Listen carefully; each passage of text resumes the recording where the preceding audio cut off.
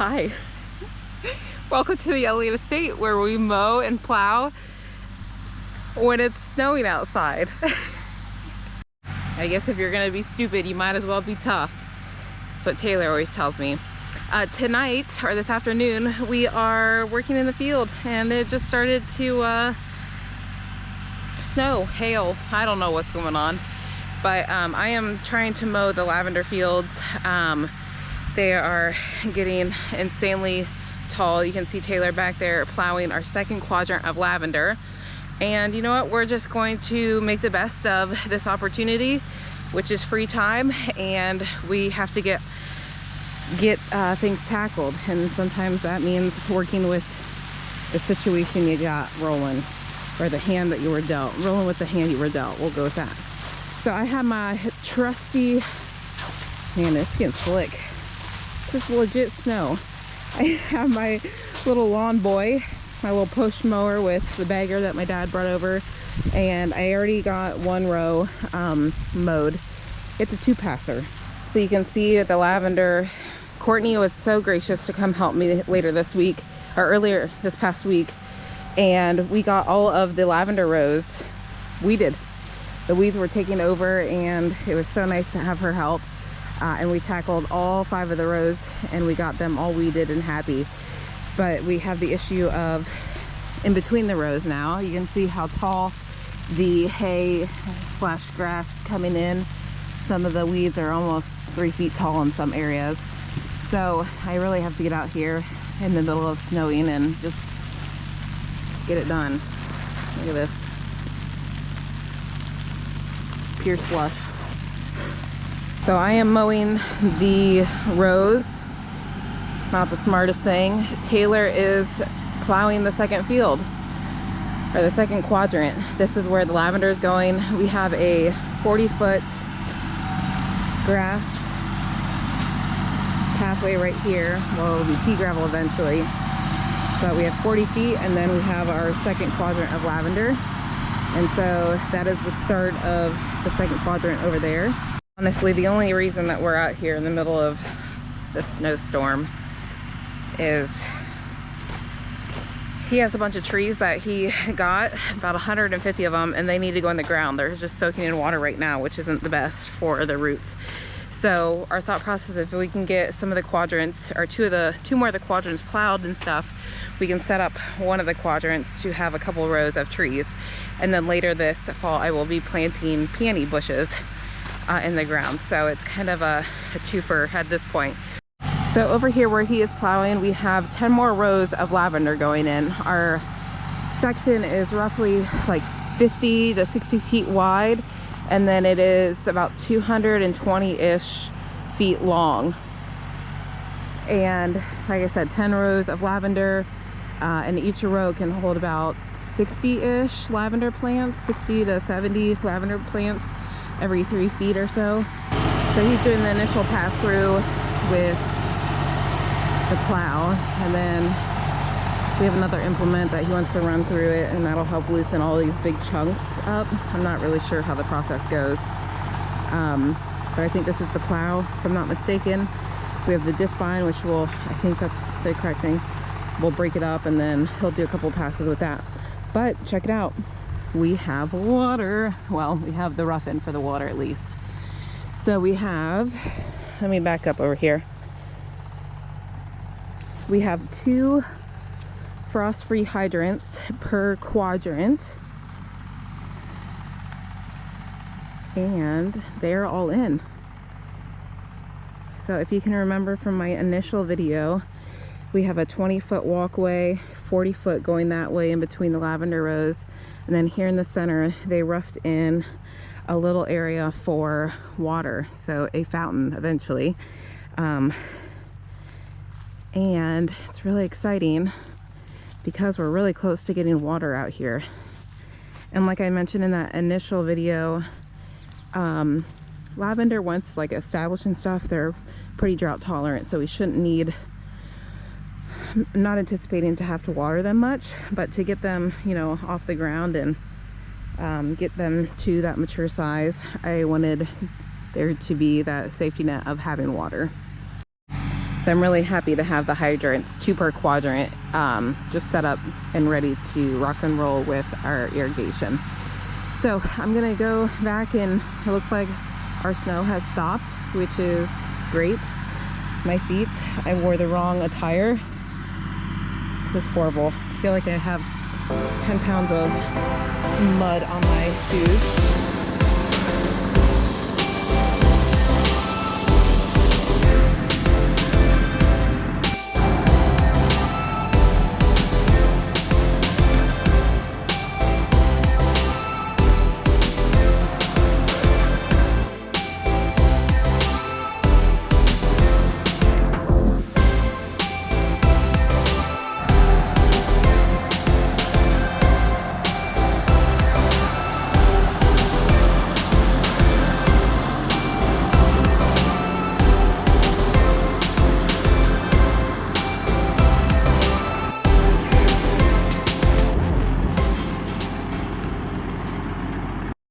Well, a couple hours have passed, and what a stinking weird afternoon.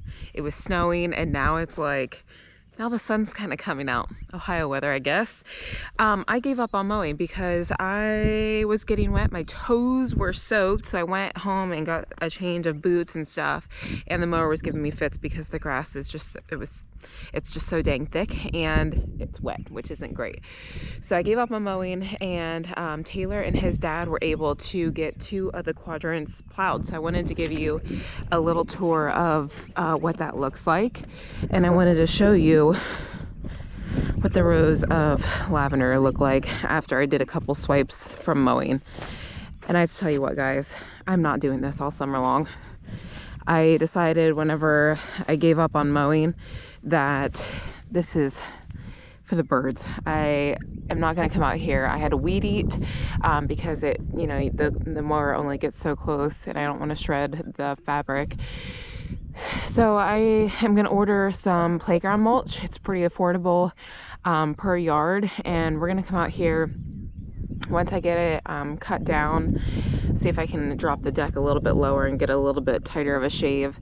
I'm going to cover it with landscaping fabric, and then we're going to bring in that playground mulch, which is like a bigger wood chip, and we're going to cover the rows in that because I do not want to mow and have to weed eat all of this all summer long. It is just a pain in the butt. And I decided on going with the grass because I thought it would be a nice, like, cooling difference between like the pea gravel that we're going to have over here in these big pathways. And it would be nice, but I just don't want the maintenance. And so if we go with the route of doing the mulch, my hopes are that one, it would keep down on the weeds. It wouldn't be too bad. I'm thinking that I'm probably gonna have to come through and just pluck out weeds weekly if things do start to grow, but at least it won't be, you know, it could be a weekly maintenance of mowing once we're at peak season. This is that second quadrant, and Taylor came through and broke it up, and then his dad came in and broke it up just a little bit more fine. He did mention that we're probably gonna have to rototill it again once things kind of dry out, because I don't think that this is fine enough, which isn't an issue. So we'll come in and break it up a little bit looser, and then we can get the implement that lays the landscaping fabric. So we'll have 10 more rows of lavender. We'll come through in between the rows like we did over here and lay another row of landscaping fabric, and then put mulch down, and it'll be really nice. And I'm hoping that we don't have to do too much other than that. And I did think about, like, well, hey, maybe if we just cover the entire field in that landscaping fabric, like, you can get way larger widths on landscaping fabric. If we just do that over the entire thing, then we can come in and just do like rows of lavender and then like burn our holes like we were doing over there. But the thing I like about the landscaping implement, so it's like an implement that goes on the back of the tractor, and it like rolls out your rows of the landscaping fabric. The thing I like about that is it mounds it. And so with lavender, they don't like to settle in water. They like to be kind of like mounded up anyway. So I think if we just still keep true to that and then just do another row of the fabric in between, I think that'll be really nice, and it will give us that nice mounded effect with the lavender, and they'll be happier. At least that's my thought process. And then right over here is the other quadrant that they got done. And this is where we're going to be doing peonies this fall, but also a couple rows of trees that I'm thinking, at least for a couple years, Taylor has some tiny little starts of trees that need to go in the ground. So we'll use a couple rows either from this end or from this end coming in to utilize and plant some trees so they can grow on for a couple years, and then we will transplant them out into the woods. So this quadrant will get done about the same way that this lavender row is done. So that's kind of an update of where we ended. In the upcoming week, like I said, I want to get out here and start getting mulch in between these rows. I'm gonna have to mow it and then lay that fabric. That way, you know, I don't want to get out here and start mowing and then here in a couple weeks have to come back and mow again before we get them covered and stuff. So I think that's going to be top priority. Like I said, Courtney came out and she helped me last week, and we got all 5 of the lavender rows weeded. And I tell you what, it's so promising. And I was so thankful to have her help, but it's so promising to see majority of the lavender has green, because we also pruned back the lavender, and in its bark, obviously you're not going to be able to tell now, but there was a bunch of green life in there. So obviously you can see the fresh growth, which is this more like evergreen look, and then this more blue is last year's growth. But majority of it came back, which was really exciting. And I was telling Taylor, you can really tell which way the wind blows out here in this field, because all the lavender was like. So I guess this video is just going to be an update of the fields, because it wasn't too, I mean, obviously we got things plowed and stuff, but I wanted to show you one other thing. Earlier in the week, Taylor was able to get some Norway spruce pines planted up on the property line, which I wanted to show you. So that's kind of up by the entrance. So I'll take you up there and show you the row of that, because that's an exciting update. You can see the barn way over here.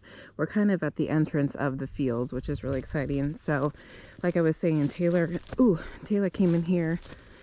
Let's not twist my ankle.